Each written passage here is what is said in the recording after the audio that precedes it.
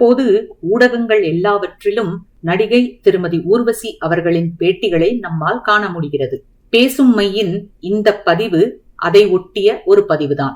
தேசிய விருது நடுவர் குழுவிடம் திருமதி ஊர்வசி அவர்கள் எழுப்பியிருக்கும் இந்த கேள்வி இப்போது நடைபெறும் பல விருதளிக்கும் விழாக்களில் எழுப்பப்பட வேண்டிய ஒன்றாகும். இப்போதெல்லாம் இந்த பரிசு, அவார்ட் என்பதையெல்லாம் பார்க்கும் போதும் கேட்கும் போதும் என்னமோ ஒரு வகை அலுப்புதான் வருகிறது. முன்பெல்லாம் இன்னாருக்கு இந்த அவார்ட் அல்லது பரிசு என்றால் அதை பெறுபவருக்கும் வழங்குபவருக்கும் அவ்வளவு மரியாதை இருந்தது. ஏனெனில் அதில் ஓரளவு நியாயமும் தர்மமும் கடைபிடிக்கப்பட்டு வந்தது. ஆனால் எப்போது அவைகள் உண்மையான திறமையாளர்களை புறக்கணித்து போலிகளுக்கும் பணபலம் மற்றும் ஆள்பலத்திற்கும் அடிமையானதோ அன்றே பல கலைகளின் அழிவு ஆரம்பமாகிவிட்டது. அதிலும் இன்றோ இது போன்ற விழாக்கள் இன்னும் மோசமாகிவிட்டன.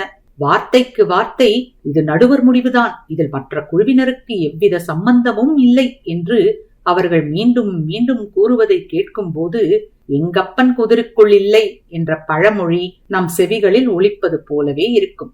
பேசாமல் இது போன்ற விழாக்கள் அல்லது போட்டிகள் நடத்துபவர்கள் திறமைக்கு இங்கு இடமில்லை என்ற வாசகத்தை உபயோகித்தால் உண்மையான திறமையாளர்களின் நேரம் விரயமாகாது இருக்கும்.